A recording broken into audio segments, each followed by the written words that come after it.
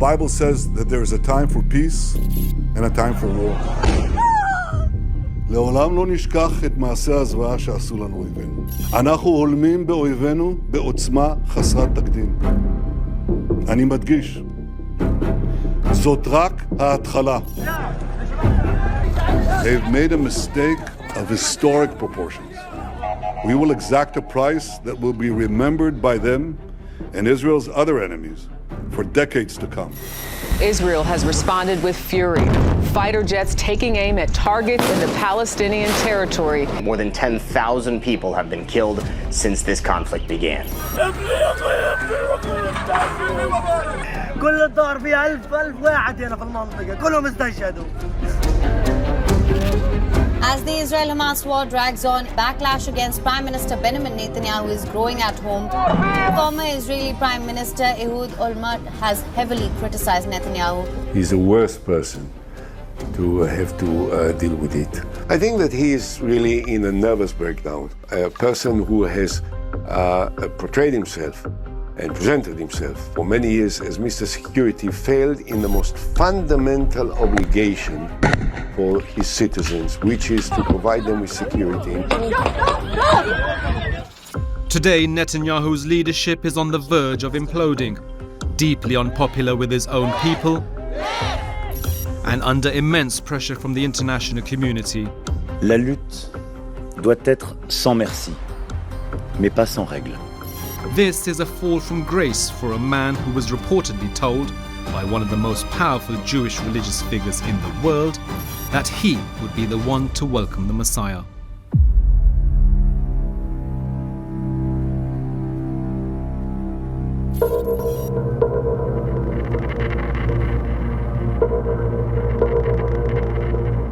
"40 years ago, when Netanyahu was Israel's ambassador to the United Nations, he met Menachem Mendel Schneerson, the leader of the Chabad Lubavitch movement, known simply as the Rebbe. He said, you're going to this house of darkness, the UN, which was very, very unfriendly to Israel at the time.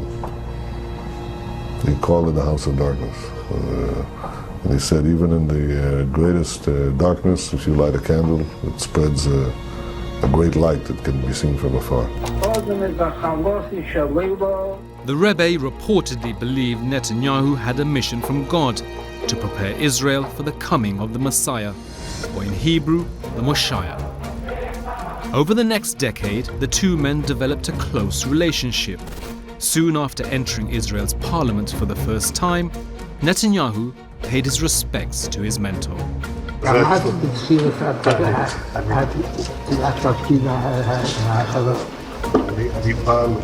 בתחילת מעשה לאדם בתחילת מעשה. ואני מתכוון לחזור אליך. עסקים סודקלי סדיקים מאיר ב9-10 אנשים. לבד בלי תסרשי. גיל שהקודש ברוך הוא לצד הזה.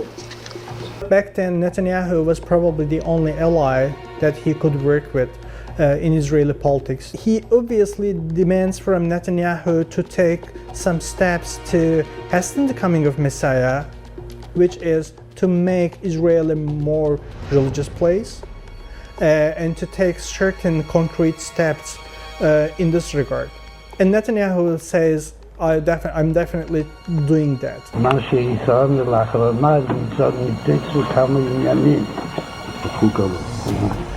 מה שרואה עוד, וגם משהו שעדיין משיח ליבו, אז אל תעשה מה שהוא ומה הביאתו.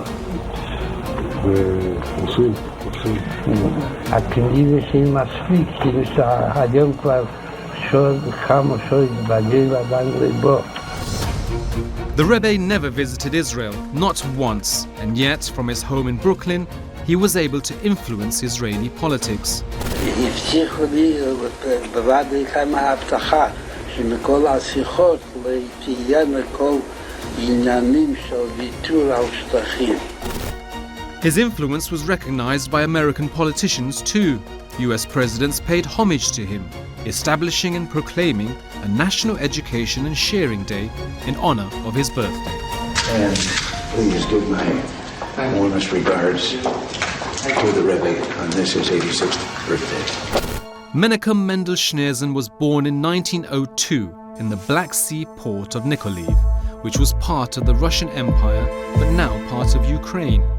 He and his wife lived in Berlin and Paris before fleeing the Nazis in 1941, seeking refuge in New York, where they put down roots. A decade later, in 1951, he took over the Chabad movement from his father-in-law, who died the previous year. Menachem Schneerson revived and grew the movement for over 40 years until his death in New York in 1994. His followers in Brooklyn were devastated. Most of them believed he would never die. They still believe Rabbi Menachem Schneerson will be physically resurrected as Mashiach, the Messiah. A physical resurrection when he's going to come back in his full glory imminently and redeem the entire world.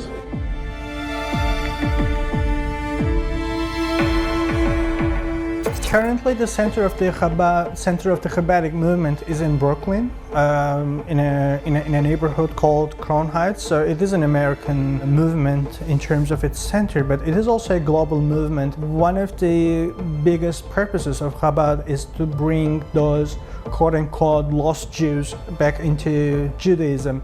So Chabad has its own rabbis and emissaries appointed all around the world. It is a global movement. Headquartered in Brooklyn, the Chabad movement has a presence in every state in America and in over 100 countries around the world, with a particularly high focus in Europe and in Israel. It has hundreds of thousands of followers and runs synagogues, schools, drug rehabilitation centers, and care homes. On the face of it, the movement has been for the betterment of Jews around the world. But according to one analyst, its modus operandi has provided a template for a terror group. We have good reasons to believe that Fatah got inspired from the Chabad movement. One of the high-ranking members of the Fatah movement was praising the Chabad movement in the sense that the Chabad used to send its emissaries and rabbis all around the world, just like Fatah was doing, sending out teachers to Central Asia and to Africa and to other parts of the world. For over 40 years, the charismatic Rebbe led the movement. His $1 donations, including to Netanyahu, came with a blessing to his followers and a reminder to give to those less fortunate. A couple of years after this meeting, the Rebbe reportedly told a young Netanyahu that he would one day become Prime Minister of Israel and would be the nation's last leader before handing the scepter to the Messiah. This first part of the Rebbe's prediction came true in 1996, when a 47-year-old Benjamin Netanyahu became Prime Minister for the first time. But his government fell just 3 years later. For a while, Netanyahu withdrew from politics. The Rebbe's words faded into history until a decade later, Netanyahu became Prime Minister for a second time. העם רוצה שינוי. העם רוצה ללכת בדרך אחרת. הדרך שלנו ניצחה. היא הדרך שתוביל את העם. Netanyahu's second premiership lasted for over 12 years, until he was eventually ousted by his political opponents. Another setback for anyone who believed in the Rebbe's messianic prophecy. But Netanyahu was back just a few months later, forming a coalition with ultra-Orthodox and religious Zionist parties.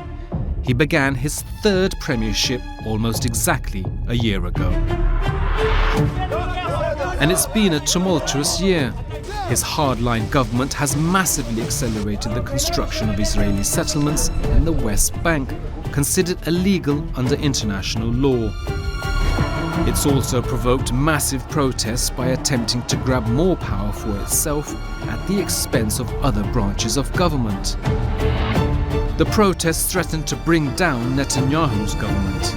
But then, on October 7th, everything changed. Breaking news out of Israel this morning, where Hamas has launched a surprise attack. A massive surprise attack. Hundreds of Hamas fighters poured across breached border points. They attacked by air, land and sea, taking Israel by surprise. With many in his own country blaming him for the worst security failure in Israel's history, Netanyahu is once again relying on religious language to rally the country. The Bible says that there is a time for peace and a time for war. This is a time for war. That kind of language is recognized by evangelical Christians in the United States, who are still able to influence US policy in the Middle East. Netanyahu took that Bible verse from Ecclesiastes 3.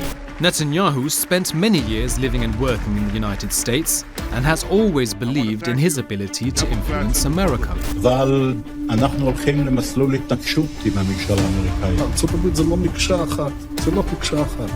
יש את הסנאט, יש את הקונגרס, יש את הכוח היהודי שהוא עצום, יותר חזק משהיה אי פעם. יש דעת קהל, יש לנו כוחות כבירים בדעת הקהל שמתנגדים למדיניות הזאת, גדולי הפרשנים. אמריקה לא תכפה לנו דבר, אם לא נכפה. And today, his relationship with President Joe Biden may not be perfect, but that confidence, at least outwardly, is still there. בשיחותיי עם הנשיא ביידן ועם מנהיגים אחרים בעולם ובמאמצים רבים אחרים, אנחנו מגייסים לישראל תמיכה בינלאומית כבירה. אנחנו מבטיחים את המשך המלחמה עם עוד תחמושת שמגיעה לארץ, עוד אמצעי לחימה. אנחנו נחסל את החמאס, אנחנו נביא ניצחון. Today, Netanyahu compares his war with Hamas to Israel's battle with the Amalek in the Old Testament. You must remember what Amalek has done to you, says our Holy Bible, and we do remember and we are fighting. The Amalek was one of Israel's arch enemies, and in some parts of the Old Testament, God commanded they should be destroyed. Some commentators believe this is what Netanyahu is signaling with his biblical references. Amalek is a sign of people what are was evil people, and they try to take away Jewish people from God, to divide them from God and to take them away from God. He's doing the same thing what Amalek has done. He's doing what Amalek has done. So how he coming to speak in the name of the Torah, in the name of the Jewish religion, when he don't believe in the Torah, he don't believe in God? Benjamin Netanyahu is known to be a secular Jew, but he certainly saw the value in being associated with the Rebbe, whose presence is still felt in Israel even 30 years after his death. Sitting alongside his Zionist and ultra-Orthodox allies, Netanyahu may or may not believe in God, but he certainly believes in retribution, visiting violence of biblical proportions upon the people of Gaza.